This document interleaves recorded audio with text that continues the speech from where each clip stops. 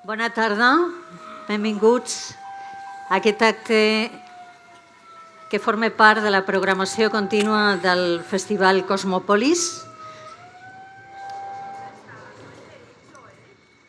Sí, hi ha una mica de soroll realment. A veure si podem evitar que es coli el soroll i ens podem entendre. Bé, tenim aquí, ja saben, Orhan Pamuk, Premi Nobel de Literatura, escriptor turc de referència que acaba de publicar una meravellosa novel·la que es diu La dona pèl roja. Mr. Pamuk, thank you so much for being here and congratulations on your wonderful last novel. Thank you so much. It's nice to hear that. Els he de dir que La dona pèl roja és una novel·la colpidora sobre les relacions entre pares i fills, sobre l'adolescència, sobre el pas del temps, sobre les coses que ens passen a la vida, les coses grans i les coses petites, sobre la culpa. But can I stop you? Is this fire alarm? What is this? I don't know. Let's wait for that. We have to wait. The people are on strike, you know. Oh, I understand. Now, okay, then we continue. Sí.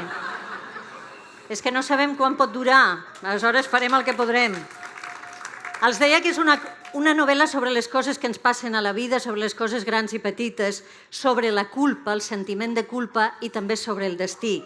De tot això parlarem aquesta tarda amb Orhan Pamuk. He pres moltes notes per no oblidar-me de res. Parlarem català per estar segura de trobar la paraula concreta que li vull dir. Veient tot aquest públic que tenim, senyor Pamuk, no sé si ens hauríem d'haver pres una mica raki abans de començar. Raki és el licor aquest que desinhibeix tant els seus personatges? Yes.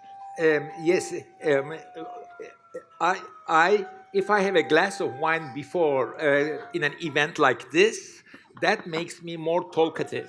Yeah, m'ho imagino. I am not a professional professor. After the age of 50, I was a slightly political exile. I had a job, and I accepted a job in New York, but I don't have a PhD, I don't have anything. I'm an autodidact. But when I begin teaching at Columbia University, I used to have a glass of wine before the class. A vegades és recomanable, sí. El primer que li volia comentar no té a veure amb el procés d'escriptura de la novel·la, sinó amb la traducció. Jo he llegit la novel·la en català i en castellà. He fet un exercici per primer cop de comparar traduccions. Ja en el títol hi ha diferències. És La dona pèl roja en català, La mujer del pelo rojo en castellà. Podria haver estat La mujer pelirroja, però és La mujer del pelo rojo. Les seves obres es tradueixen a més de 40 llengües. No, more than 60 languages. Bueno, m'he quedat molt curta. Encara pitjor, perquè crec que a vegades la traducció canvia una mica l'essència de l'obra. Vostè té alguna mena de control sobre aquestes traduccions? Sap com acaba sent la novel·la en una altra llengua? I'm sorry, but I don't hear the translation anymore. Ara? A veure. Now I hear. I'm sorry, yes. I'm sorry, can you please repeat the question? I'm very sorry. Vostè té algun control sobre la traducció? Again, I don't hear the question. I don't hear the question. Do you have some control? Maybe can someone help me with putting this on, please? A veure.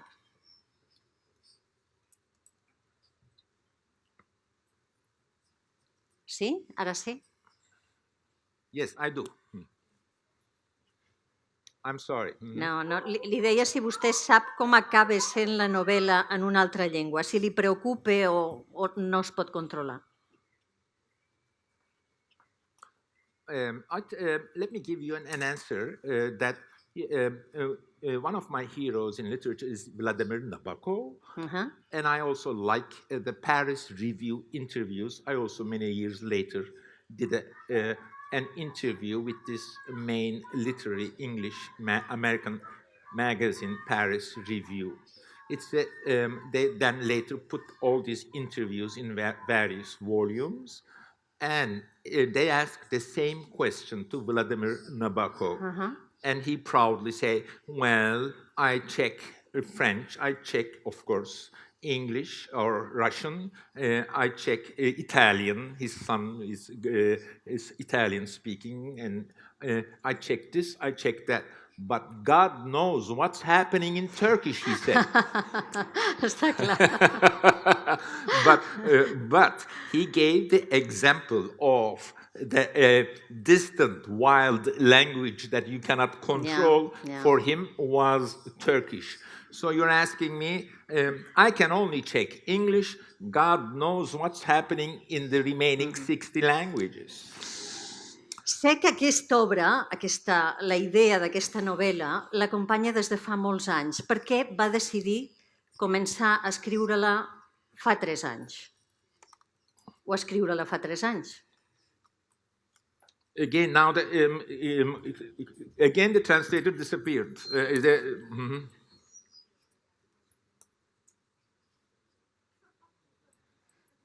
A veure, si canviem... Technical problems made the events authentic. Dóna-li aquest, per si de cas, que jo no el necessito. A veure. Yeah, okay, what was the question? Sí, li estava preguntant que jo sé que la idea d'aquesta novel·la... No, I don't hear tampoc? it. Oops. Tampoc. I don't hear it. No, tampoc, amb aquesta. The problem is not with me. Maybe it's with his. I feel guilty about this, but it's not my problem. I didn't do it. Això és terrible, eh? Okay, Això és just stay terrible. here for a while and let's see what happens after a while. Would you put this on my ear, please? Vostès ho senten, els que tenen la traducció ho senten bé? Okay. Sí? Now? Do you hear it now? Okay, now I hear this one. Yes. I don't know why it's there. Yes, I hear it, but after a while you disappear. I don't hear you. Okay? Again? Okay. Sí. I hear you now. Sí, faig una altra vegada la pregunta. Li preguntava per què, després que estés aquesta història rondant-li pel cap durant molts anys, va decidir posar-la sobre el paper fa 3 anys. But then my answer will be a long one.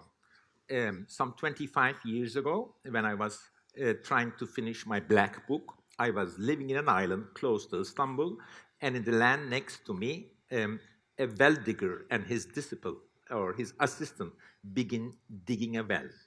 I was writing a novel, and like all many authors, I was attentive. I was giving a writerly attention to the world around me. And then one day, just like as in the novel, they built a tent. It was a rainy day. Then they had a portable TV, and they had an electrical battery source. And just like in the novel, around 5 o'clock in the afternoon, they were stewing their dinner. So I liked paying attention to their daily life. And what I also observed was something very unique, interesting for me, the relationship between the master well-digger and his disciple. That in the mornings, as they were working very hard, the master well-digger was teaching, scolding, dominating, shouting, crushing the boy. But at night, when they were enjoying their food and looking at TV, then it was a completely different relationship. A tender father being very nice to the boy, having a nice conversation. Are you hungry? Is everything okay? And I was surprised. You know, Bertolt Brecht had a play called Puntila and his master Puntila and his servant something, in which the guy is a bad capitalist in the mornings, and at night he is such a good friend, a good person. Brecht interpretation of the story, as a capitalist, he was a bad guy, but after he drank a bit, as a human being, he is such a sweet guy. Perhaps I was also partly inspired by that. In the mornings, he was a bad father or a teaching person. Yeah. He has a dominating. But at night, when they such a tender relationship. I never had a dominating father, but I did not have a tender father because my father was not around. So I was very much interested and begin thinking of this. After a while, they were, that kind of a well you dig in 3 weeks. After a while, they begin to ask, sir, can we have some water, some electricity, and a sort of a relation. And before they left, I asked them, can I have an interview with you? This is my habit. The taxi drivers in Istanbul, electricity bill collectors, if I get a bit friendly, I ask, I'm a writer, can we do an interview?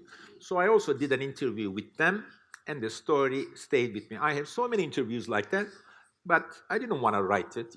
I have so many projects like this. But meanwhile, I was also busy with making a sort of now I was more professor-like, comparative literature professor-like. I was also busy with writing a book or text or an essay comparing Sophocles' Oedipus Rex to Firdevsi's Rustam and Suhrab. Rustam and Suhrab is a 2-page story in Firdevsi's 1,000-page Book of Kings, Shahnameh. When I tell these things to readers, to students, to all over the world, people get, what, Rustam, what? I say, these books are both Penguin classics. Then people are relieved. Oh, okay, they are not that obscure.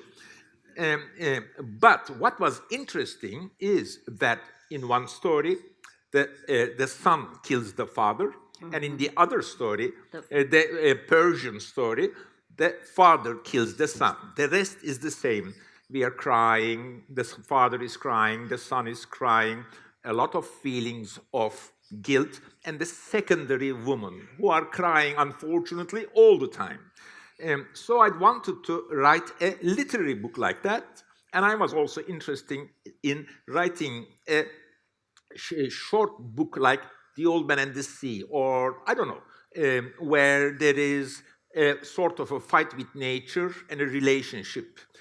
But then I realized that I began to associate the transgressions of Oedipus killing the father, and we are, wow, it's great that you killed your father. We honor your individuality, don't we say that? And also, when in my part of the world, the father kills the son, when we are crying, we are also, good father, because you're doing so much for us. What is this son kind of attitude? Rustam and Suhrab story is very popular in my part of the world, not as a Firdevsi story. Tell this story to any Turk in the street. Do you know who is Rustam and Suhrab? They would say, I don't know. Then tell the story, oh, they would say, I've seen that movie.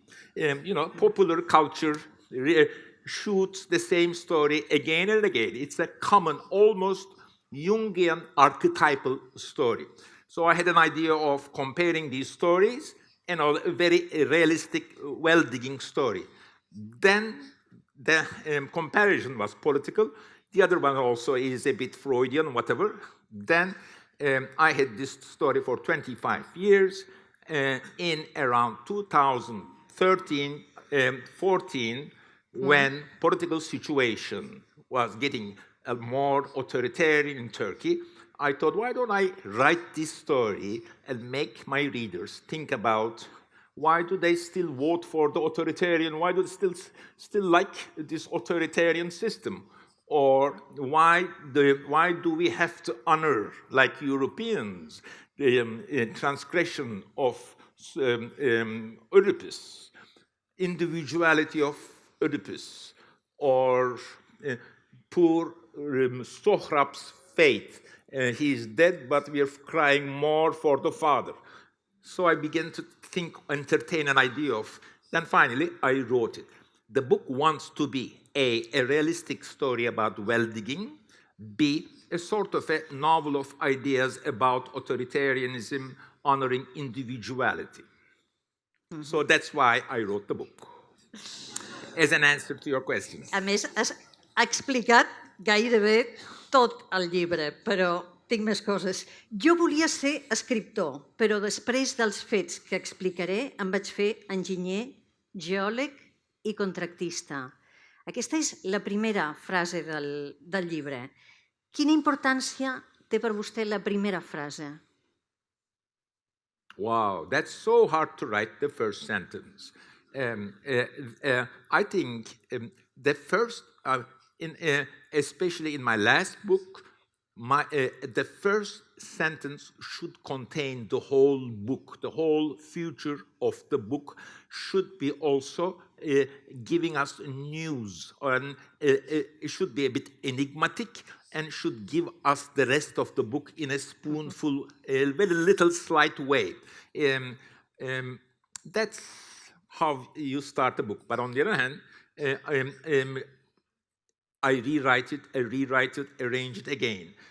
In the end, of course, when I say I wanted to be a writer, then the reader will say I'm an engineer, then it's so confusing. It starts with an irony. But also, it says that this is about fate, intentions, life. You cannot control life, and yes. Mm-hmm. Està clar que aquesta primera frase ja anticipa que no sempre un aconsegueix el que desitja, no? A vegades no s'acaba fent realitat. Atenció a aquesta frase que li diré. Jo volia ser pintor, però he acabat sent escriptor i no m'ha anat malament del tot. Seria un bon començament per la seva autobiografia? The first sentence, no, I'm a writer, so there is no regret about it. I'm not an engineer. While on the other hand, I enrolled to School of Architecture in an engineering university. No, però jo dic, jo li faria, vostè agafaria aquesta frase. Jo volia ser pintor, però he acabat sent escriptor i no m'ha anat malament del tot. Okay, I wanted to be a painter. I ended up being a writer. It's a complicated subject.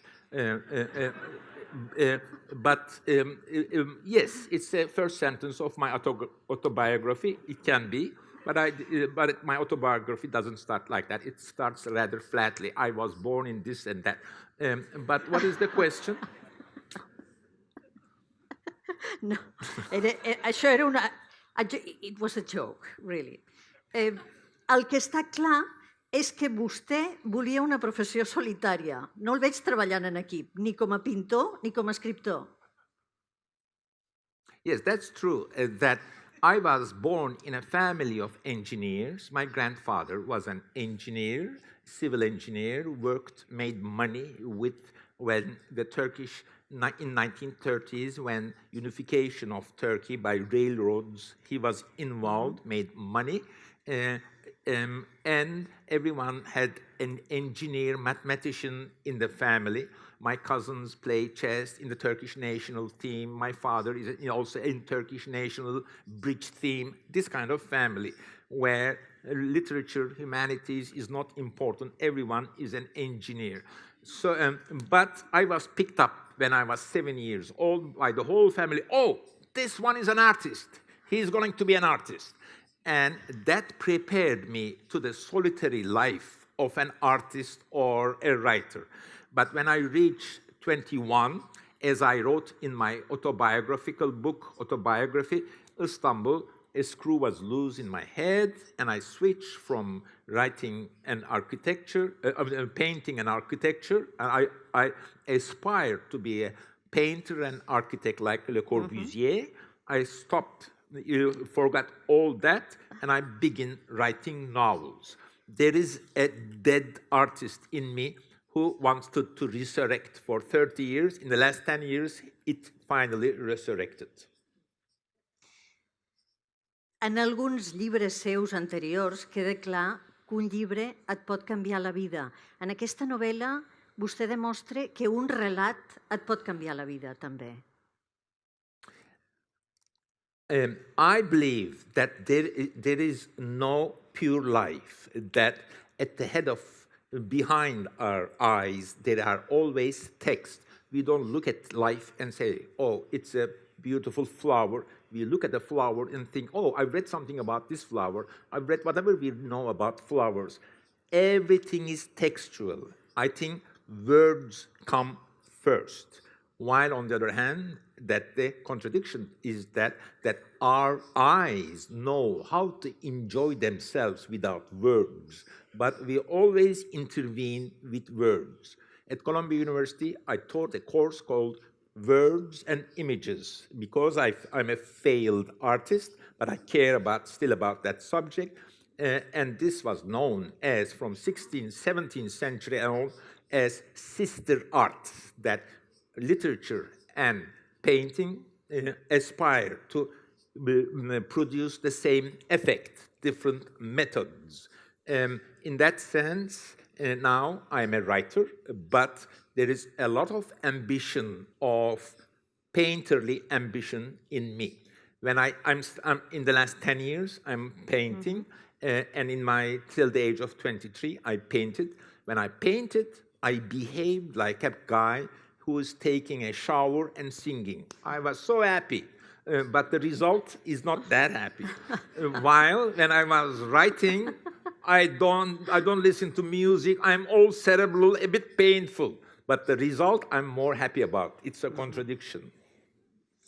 Senyor Pamuk, un llibre et pot canviar la vida, un relat et pot canviar, pot influir en la vida. Una mirada, un somriure et poden canviar la vida? Everything can change your life, but it's not the power of the gaze. It's also your decision that changes your life, but we don't want to take responsibilities. We say, oh, that girl smiled at me, I thought. So most of the time, it's not the world, but our interpretation of the world. I think that we have more control of our future, of our lives, than people regularly think, but we don't want to take the responsibility of our lives. We always find other excuses. It's better to pose as a victim of someone's gaze or someone's act, rather than, especially in our failures, we always blame the world. El resumeixo una mica l'argument de la novel·la, tot i que el senyor Pamuk ja m'ha donat molts trets per entendre-la, no? Shem Cheli, que és fill d'un farmacèutic marxista que abandona la família, és a dir, ell es queda sense pare. Trobarà un nou pare, entre cometes, en Mahmoud Usta, que és un mestre pouater, un senyor que fa pous, com ens explicava el senyor Pamuk, que li dona feina com a ajudant. Durant unes setmanes en un estiu treballen junts a Ongoren, un poblet que és als afores d'Istanbul, i allà Shem descobreix una dona que, tot i doblar-li l'edat, és molt més gran que ell, el deixa impactat. És la dona pèl-roja, una actriu que treballa en un teatre ambulant. Sé que a vostè li agraden especialment les dones pèl-roges. Per què? Okay. I like red-headed women because of its place in the culture. Red-headed women in, say, European literature, especially Northern European literature, say in English literature, in Shakespeare, Sylvia Plath had a wonderful poem, is an angry person, uncontrollable person, furious person, different person, strange person, a lot of energy and power. More or less the same in my part of the world, except there are not much red-haired women around. So most of the time, it's also artificially dyed hair. And also the same interpretation. And now that the woman dyes her hair to be visible, maybe she has the easy virtue, maybe you may have sex with her. Then, if red-haired woman means a bit different, a woman who is strong and different and also maybe sexually powerful, why do women do that? Because... And then, of course, it means it's a choice. The women who dye their hair red in my part of the world make a radical choice, which I respect and which I want to give voice to. Clar, perquè aquesta és una pèl-roja falsa, és a dir, una senyora que decideix tenyir-se els cabells d'aquest color, no? I, efectivament, el senyor Pamuk diu que escollir color és triar personalitat. És exactament així.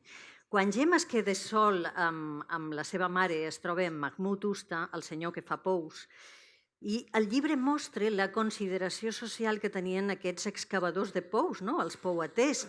A vegades es creien o se'ls creia dotats de poders sobrenaturals, del do de la percepció extrasensorial. Eren una mica com éssers màgics, no? Yes, I've seen also in my childhood that well-diggers respected. They give a mystique to their attitudes, and they are aware of it. But we have to also think of this: that in my part of the world, the more you go to south, not maybe in Istanbul, but in southern Turkey, in the lands where it's hard to find water, the well-digger has power. Why? Because this person finds water in a barren land, and suddenly this desert-like land is you can have a house here. Water brings civilization to a land which there is no civilization.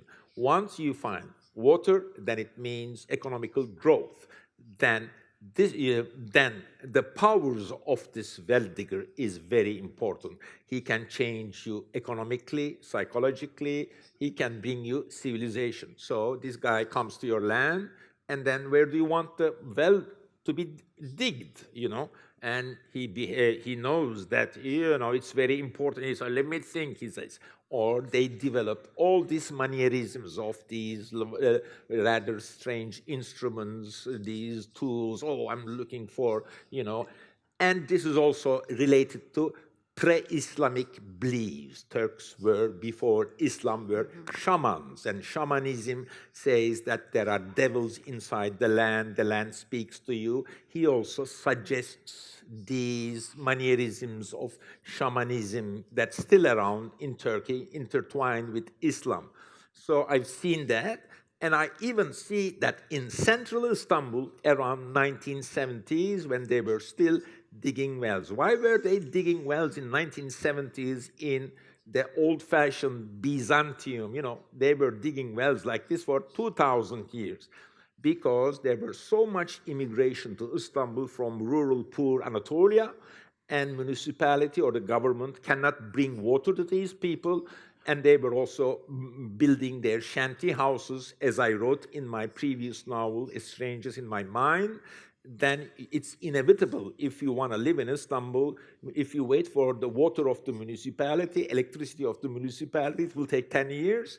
You'd better dig your well with some well digger, and they were powerful. As I wrote this novel, or as I was preparing to write this novel, I found old well diggers, had interviews with them, and they were so nostalgic about 1970s when they dig so many wells and made money. But I'm not sorry for well diggers like my painters in My Name is Red, where their job is finished, their craft is finished.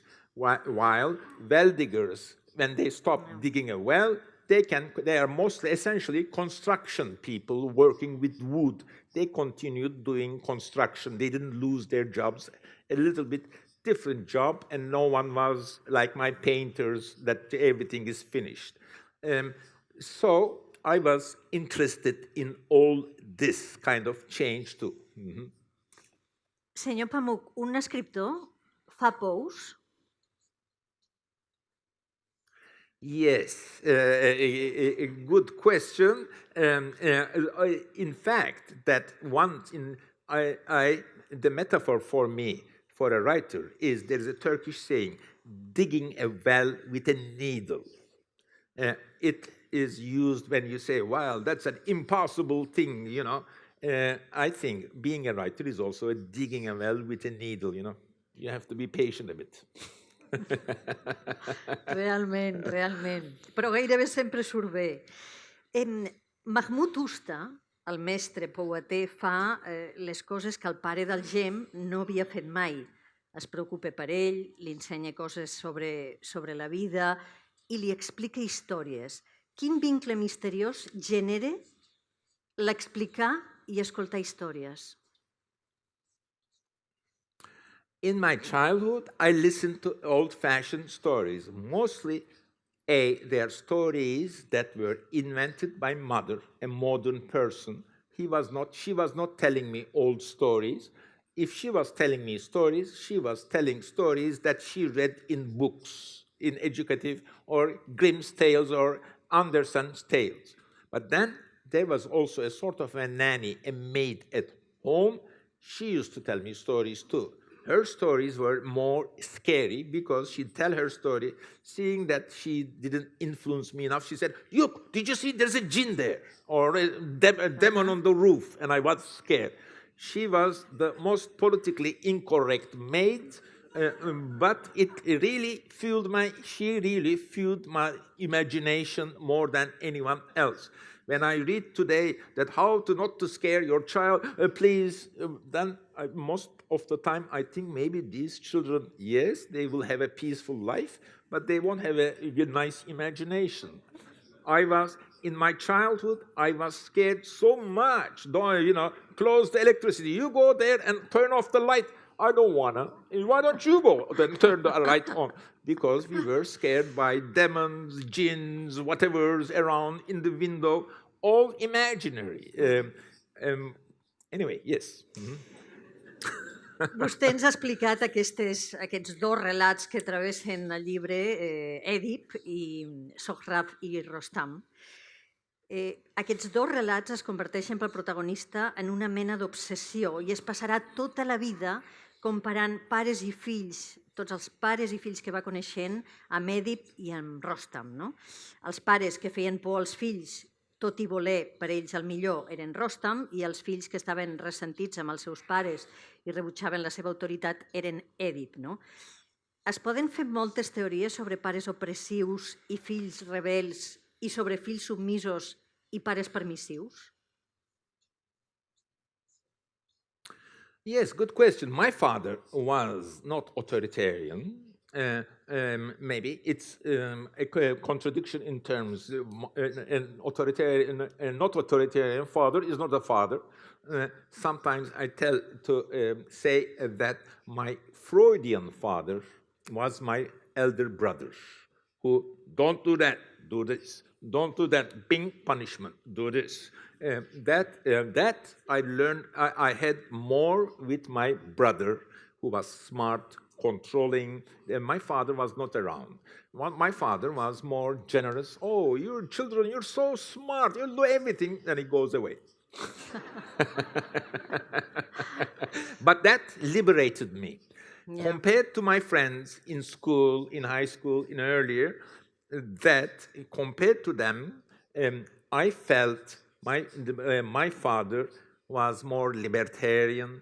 His heroes were writers, Albert Camus, Jean-Paul Sartre. He went to Paris, influenced by. He also wanted to be a poet, translated Paul Valéry. He had a great library. He really read books. Didn't tell me read books and looked at the television. There was no television at that time in Turkey anyway. So I learned a lot from my father. This book, also other books, is my respect and my homage to him. But yes, he was not a typical father at all. And I'm very grateful for that. Vostè ha estat millor fill o millor pare?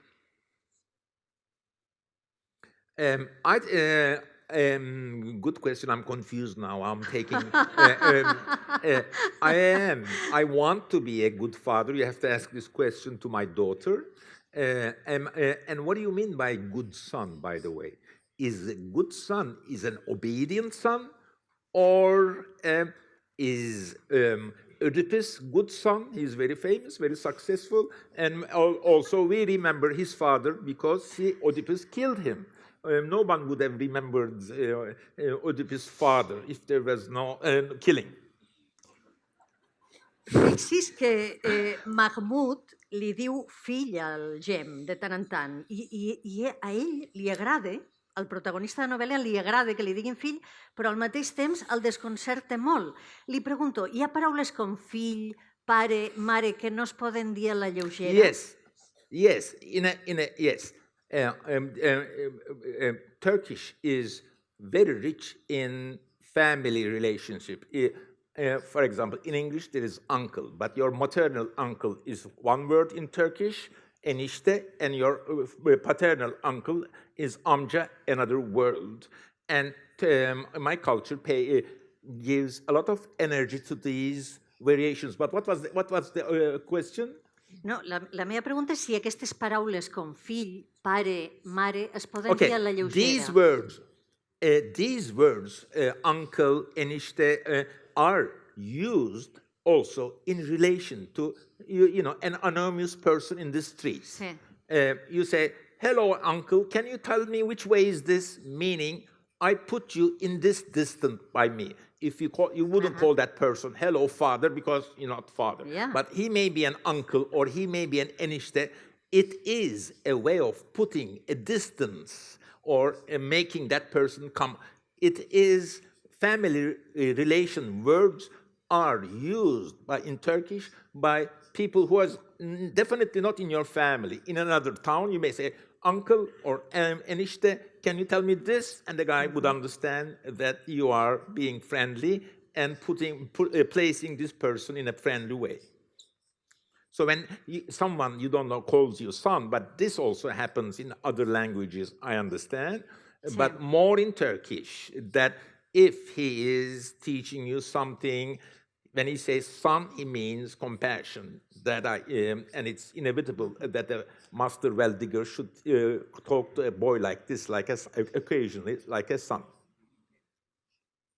Mahmoud Usta li diu que el poueter que sobreviu és el que es refia del seu aprenent, del seu ajudant, com si fos el seu fill, que la relació entre un mestre i un aprenent ha de ser similar a la del pare i un fill. Suposo que és una qüestió de confiança, però el Gem, per exemple, reconeix que el seu pare biològic mai li havia transmès la por que li fa aquest senyor, el Mahmoud, el seu cap i pare postís, diguem. Si hi ha por, hi pot haver confiança?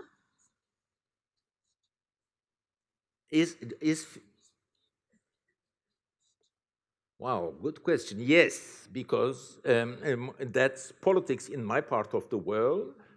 Politicians in my part of the world, if you scare the people so much, you can trust them. They think you can sometimes trust them. They will vote you.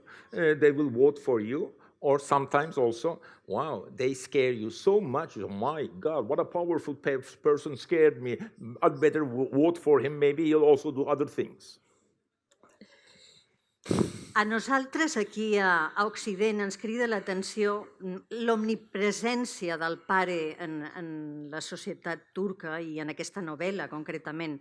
Això s'explica per la discriminació que pateix la dona en el seu país? Allà només el pare pot actuar com a guia? Perhaps, but in the end, when I wrote my autobiographical book, maybe I'll give you an example like that. Somehow I explained this in my autobiographical book, Istanbul, that I associate the idea of God with she rather than he. When I wrote this without knowing it in my Istanbul book, all of my friends, wow, is God for you more she than he? Yes. Why? Because in our family, it was, I associated religion with women because they are the ones who were more interested in religion, essentially. But fathers are power, control, they go out. Don't forget that I come from a world where women, even in Istanbul, till early 20th century, would never go out alone, you wouldn't see a woman in the streets till the early 20th century walking around by herself. So the men control the world, and all the powerful situations are men, and we associate the powerful persons with men, of course.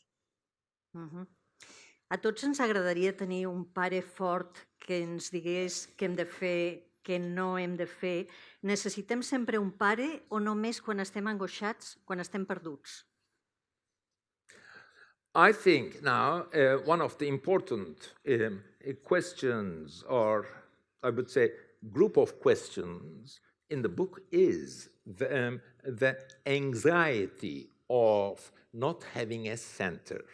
That in a culture where there is immense cultural change in most of non-European world, change faster than Europe. Say the changes we witness in France in 200 years happened in 50 years in Turkey, and maybe they are happening in 10 years in China. But once you have that kind of immense economical, cultural, anthropological, sociological change, then one by one, human beings are lost. So they have these old texts, religion, tradition, but so much change. How do you give value to that? Because we are all tormented, at least people like me, by, although I'm very secular, by making wrong things, by guilt, by sin, by doing unethical things. So you always need someone to tell you, please do that. It's a good way, and you won't be in trouble, and it's also ethical. You will go to heaven if you do this. But these voices are not around. A good father is the person, or the idea of the father is the person who is always advising in this way. What if you don't have a father, or like me, a very attentive father? Then you have to find your own way. There was this now forgotten, a slightly Marxist psychoanalyst, Erich Fromm, who wrote about these subjects, that anxiety about making your own choices. That was in 1950s, in high days of existentialism, where the idea of choice was put on a pedestal, and Jean-Paul Sartre and everyone was looking of choosing things, responsibility, and the weight of these decisions. Fathers help, or the idea of fathers help us in those decisions. If you don't have a father like this, when these main ethical, political decisions, then we are more individual. But it's so hard to be individual in a country. Everyone goes to a group. It's so hard to be unique by yourself. This is the challenge in arts and literature in non-European world, actually. En la novel·la hi ha un moment en què succeeix una cosa que no explicarem, evidentment, però que canvia la vida del protagonista, del Gem, una cosa que succeeix en el pou. Per què a vegades ens comportem com mai hauríem pensat que ens podríem comportar? Wow, that's a subject that novels and literature can really explore, and that's why we have literature. That in the end, literature starts when we find situation where humanities, philosophy, religion, psychology cannot understand enough. So we venture there, and in fact, I produce problems like this, dramas like this. You cannot explain anything in humanities, in science, so you go to literature to make the readers, first yourself and then the reader, to think about these situations. La veritat és que a mi m'ha fet pensar molt això, de dir, per què a vegades fem coses que mai pensaríem que som capaços de fer, però el cas és que el Gem, a partir d'aquell moment, sempre l'acompanya un gran sentiment de culpa. La culpa és un dels sentiments que més duren i, a més, més destructius que hi ha? But you didn't tell this, not to spoil the plot of the book. No. No hem explicat el que passa. I'm not worried about, let me give you this example. I am a professor at Columbia University, and we read books, and we read Anna Karenina, for example. And at the beginning of the story, we read this in 3 weeks, and I say, pay attention to this little bag or this train. In the end of the book, Anna Karenina will commit suicide in a train station. Someone raises his hand and says, oh, please, don't tell the ending of the story. What? This is a university. This is not a book club. And I tell my students, please read the Wikipedia summary of the book and read the real book, then come to the class. This I'm telling you because in the end, enjoyment of a book is not you enjoy the plot, but this is the reading of a detective novel. In fact, if you know the whole plot and read the book accordingly, you even enjoy it more. So, as an answer or in relation to your story, Jem, in fact, makes a mistake. Something happens, an accident or something, we don't know. Then something comes to our lives, we have 1 second or 2 seconds to make a decision.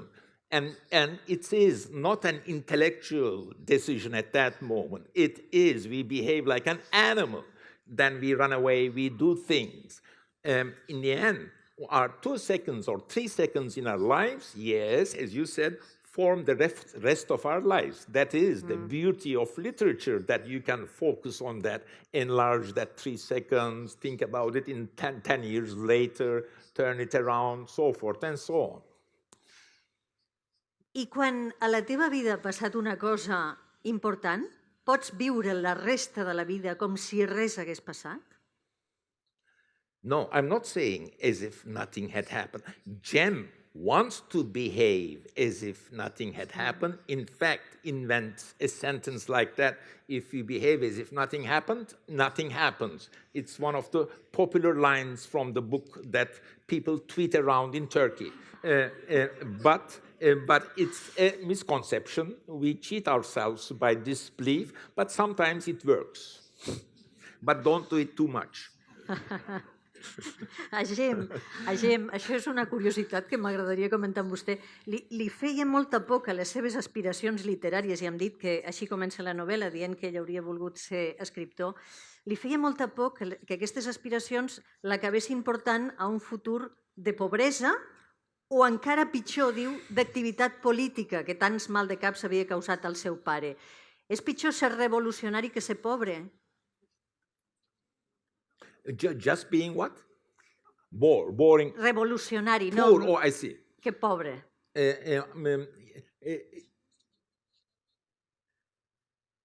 You said revolutionary? Yeah.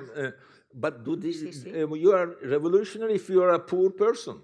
So this is not contradictory. No, perquè ell diu, atenció, ja, bueno, és veritat, però ell diu... A veure si les activitats literàries m'acaben portant a un futur de pobresa o encara pitjor, a un futur d'activitat política. I'm sorry, but I didn't get the question.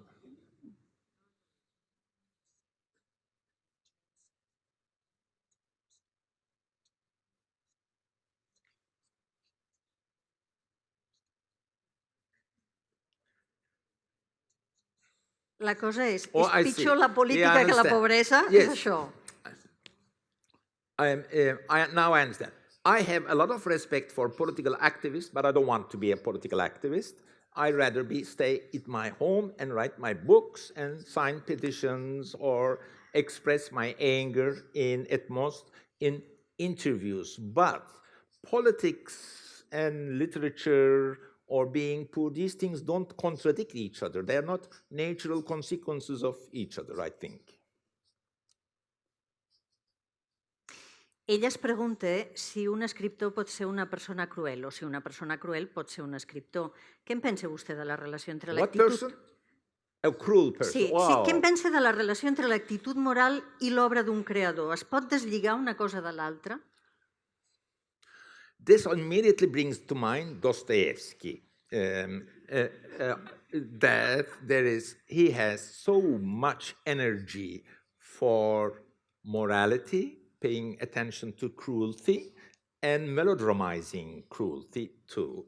There is this famous chapter of the possessed, or sometimes translated to English as demons, where a chapter was banned in Russian, then they later put that, and which is about cruelty. I don't think there is a necessary connection between our essential Platonic idea about cruelty and writers.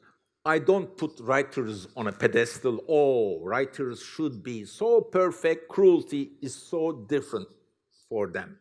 Of course, any person, if he or she is not cruel, that's preferable. But if a person, he or she, is a great writer, then, and there is also some cruelty, unfortunately, other people have it.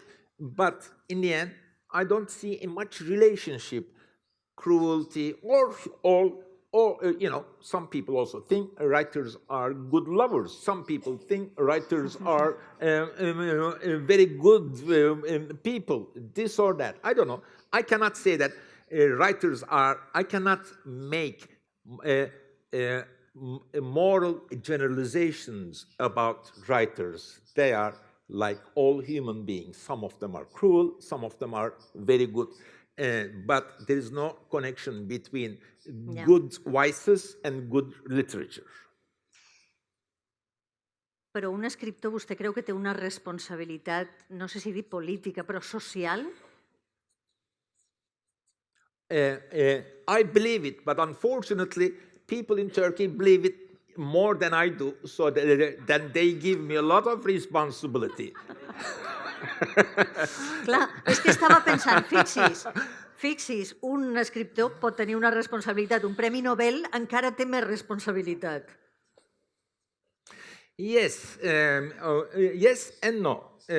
Yes, Nobel Prize gave me some fame, more fame. When I received Nobel Prize, my books were translated to 46 languages. Now they are translated to 61, maybe a few million more readers. I'm grateful for the prize, but also many times in each interview, there is always a typical Nobel Prize question, and most of the time, the journalists, not you, ask me to say nasty things about Nobel Prize. And because of that, I always say this, Nobel Prize? They expect me to say, oh, it's so bad, the phone is ringing all the time. It's such a silly answer. That I want to say this, Nobel Prize? I am such a superficial person that a prize made me happy, and I recommend it to everyone.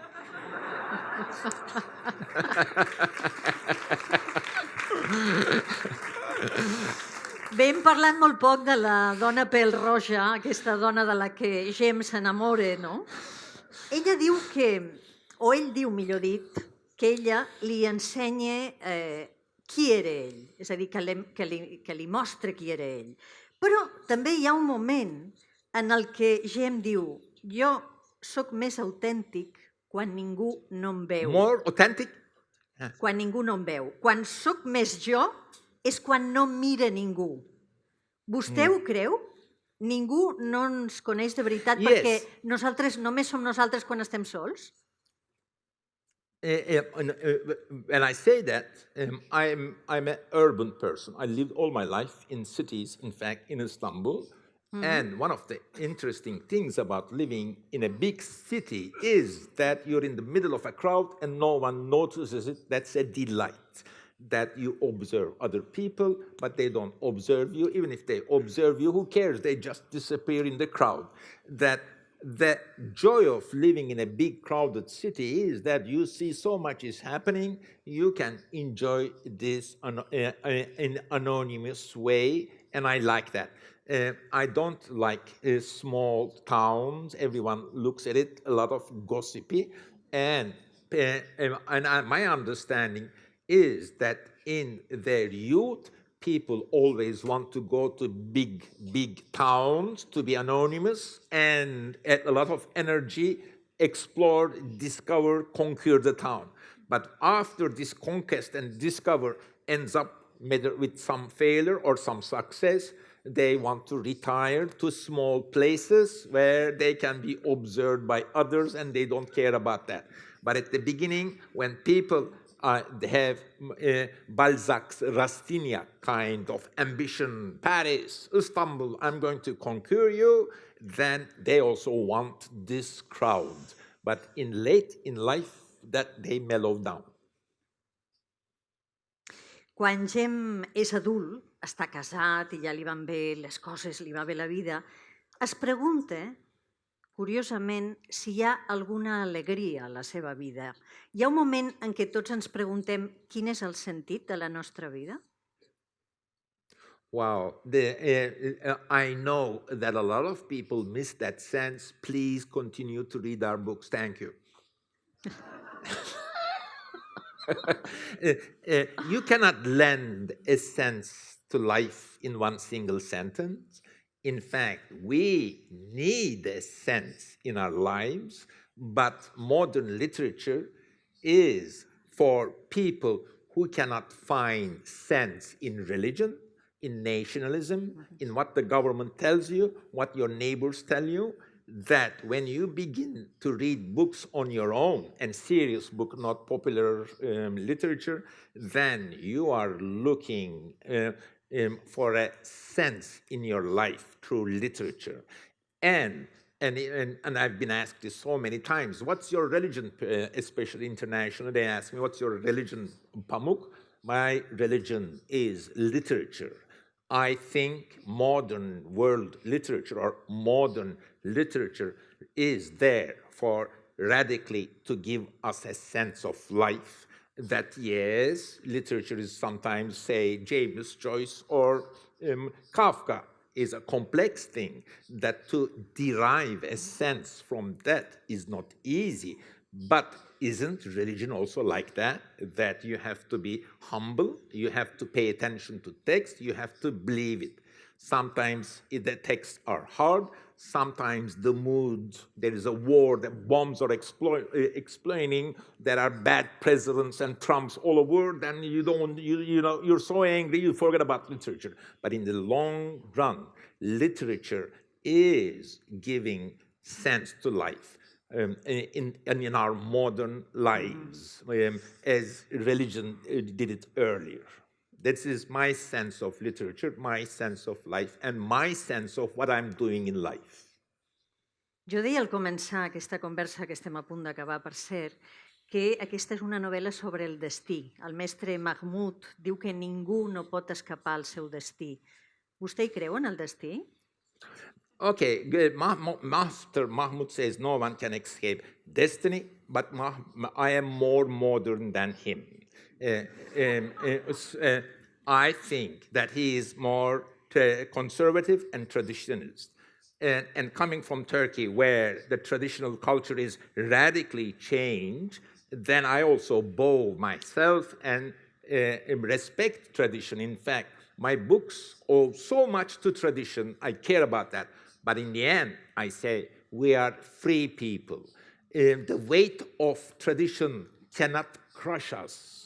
No matter how strong it is, how important, fragile, and even sacred the tradition is, we are not slaves of tradition. We are free persons. We can say no to this, no to that part of tradition. We can invent our lives with our own hands. And for that, especially, we need free literature. We need free speech, and we need literature so that we can joyfully reinvent ourselves.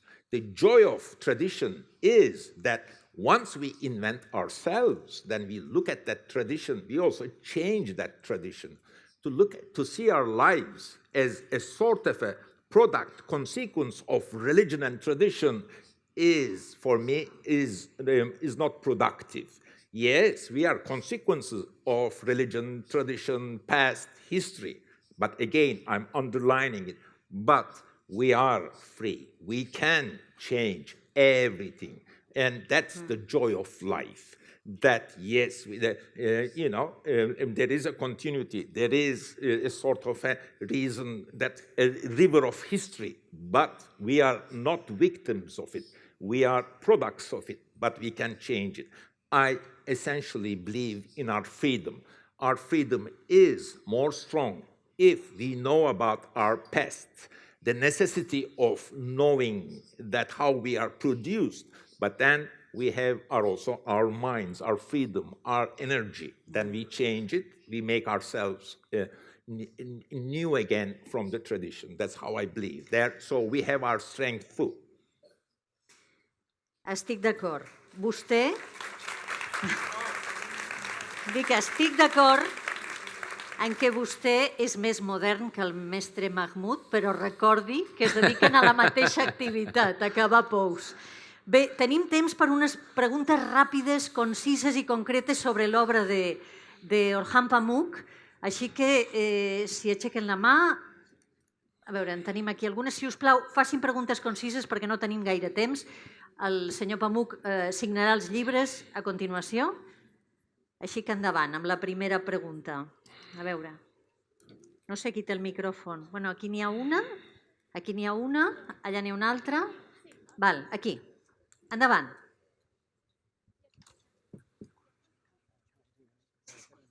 Preguntes sobre l'obra del senyor Pamuk, exclusivament. Can you hear me? Yeah. Yeah, I hear you. Yes, thank you. No technical problems anymore. Great. Fantastic. I was just listening to you. I was just wondering. Where are you? Sorry, I am here. Allà. I was just wondering. After living in New York, or maybe now you have retired to Connecticut or Rhode Island, I don't know, but whether you do actually like living in America, and whether that has in some way changed the way you see Turkey, you see your country. And added to that, you just made mention to nationalism, and I just would like to know what do you think it has done? Bé, jo els demanava preguntes sobre la seva obra, però... I think it relates directly to it. Okay, first, I only spent one semester, fall semester in New York. In mid-December, I go to New York in early September when the semester starts. Then I return in mid-December when semester ends. So every year I'm in New York 3.5 months, then the rest in Turkey. So it's not that one day I come to Turkey, my God, I was in America, it's changed so much. It's not like that. I'm continuously. Second, I have a good memory. When I'm in New York, Istanbul is with me. It didn't change the way I looked at it. But if you're asking about cultural change and New York and Istanbul, I have things to say about that. That New York influenced me, affected me after 1985 when I first went there, and I enjoyed the vast American movies, museums, bookshops. There was no internet, no Amazon, no digital movies. That at that time we used to spend 5 hours to see the latest Godard movie or whatever. So the amazing richness of availability of culture, which we have now every place in the world because of digital world, that stayed with me. Now, the distance between New York and Istanbul is not much because you can enjoy everything in Istanbul too. The second thing about nationalism, parochialism, I can talk about this without New York because I know that they also elected Trump, not much difference. A lot of nationalism, like many cultures, my part of the world is also nationalistic, and especially in countries where the national unity formed late in early 20th century, the national state and country are made late, then the nationalism is still surviving in Turkey, like many countries. Yes. A veure. Hi havia una one altra question at a time. davant. When you ask a question, ask one question, please. I'm very Exacte, eager to answer una your sola question. pregunta i ràpida, concisa, sisplau. Aquí n'hi havia una, aquí al davant. Un moment que arribi al micro perquè si no, no es pot fer la traducció. I ask about the influence of Camus or Nikol Kazantzakis in your Black book. Not much, really. I haven't read much Kazantzakis. I've read a lot of Albert Camus, but not much influence. Maybe next question. Allà tenim una pregunta. Tenim dues preguntes en aquest sector. Endavant. Okay, is it okay to ask about another work of yours, But ask one question, please. Okay. So I would like to ask about the protagonist of your book, which is called Museum of Innocence, Mamsumiet Musesi. And I would like to ask who inspired the protagonist, Kemal? Because when I was in the Museum of the Innocence itself, I couldn't believe that this work wouldn't have to do anything with your personal life, because it felt so personal. As I explained in the novel, Kemal told me the whole story. But unfortunately, this was Umberto Eco's joke. After 20,000 readers, the readers do not believe in fiction. Whatever you write, they think you experience yourself. And one of the most frequent questions that have been asked to me is this: Mr. Pamuk, are you Kemal? And they don't want to believe if you say, no, he's a fictional character. Even if you say and prove that you are not Kemal, they think you gave them such a tricky answer. So it's an inevitable consequence of writing fiction. In fact, in my book, Naive and Sentimental Novelist, there is a chapter called Mr. Pamuk, Are You Kemal? Please read that chapter, which answers your question thoroughly. Teníem una altra pregunta allà al fons. Tenim allà una mà aixecada.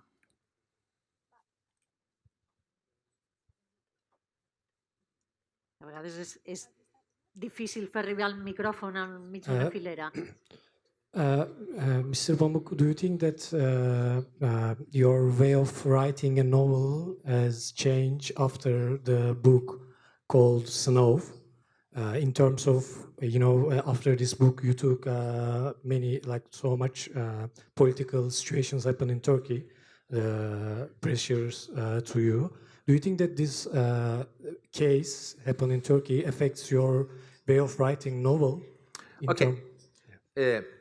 I am, unfortunately or fortunately, involved in Turkish political scene, not because of the contents of my novels, but because of my novels I'm famous, then, because I'm famous, they're asking me political questions, and I'm a good guy, just tell them what I think. I ended up being a political person. I am, compared to my generation of intellectuals, compared to them, apolitical or less political, and I made it my business to say, I'm not political, I'll write only one political novel. I had political situations in my life. I had a lot of political pressure, not because these people who are pressuring me have read Snow and are angry about something. Most of the time, they are angry about what I say in an interview. All or almost all of my political problems come from interviews or political essays I write out of my books. My books were never attacked for politics. One of the reasons is these people who attack me don't read novels, so I'm safe.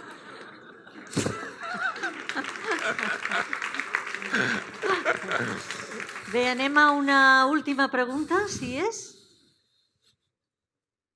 Aquí al davant en tenim una.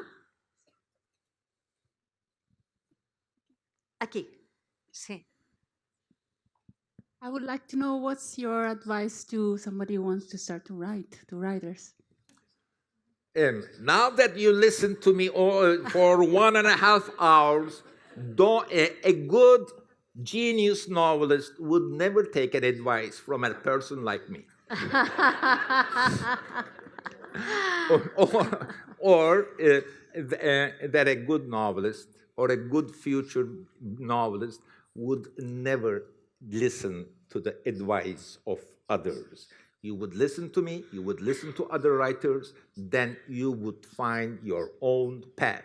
And I don't have the vanity to tell others, you want to be a good writer? Okay, here are the... No. Everyone finds his or her own way. Also, that once you begin, we've talked a lot about Albert Camus question, morality you've been asking, and my morals is that I don't give advice about these things, you know. I'd rather be humble, be a bit confused about my life. Yes, I sometimes teach literature, but not how to be a writer, like in that mood. Here, I am happy to share my confusions with you, not impose lessons to you. That if I want to impose anything on you, please read the novels and let's get confused through them rather than read my novels, this is the lesson, and please, my attitude to life is not like that. I want to be more egalitarian, more confused, more fractured, fragmented, rather than a person who knows everything and, oh, I have succeeded, so these are the lessons. I never think of myself like that. I always think that I haven't succeeded in writing a good book, now I'm writing one at home. Li vull fer una última pregunta, senyor Pamuk. La vida segueix la llegenda? What do you mean by that? Does life... Hi ha lligams inexorables entre la vida i les llegendes? There is no life without legend. We always need, again, texts, whether they are legends, myths, or very superficial facts. We always need other stories to continue. And in the end, we always talk about stories, and we don't point out too much about the meaning of the story. A tots vostès, moltíssimes gràcies, senyor Pamuk. Thank you so much for It's your been a great passions. pleasure talking to you. We wish you a great luck and a happy stay Thank you so in much. Barcelona. Thank you so much. You. Thank you.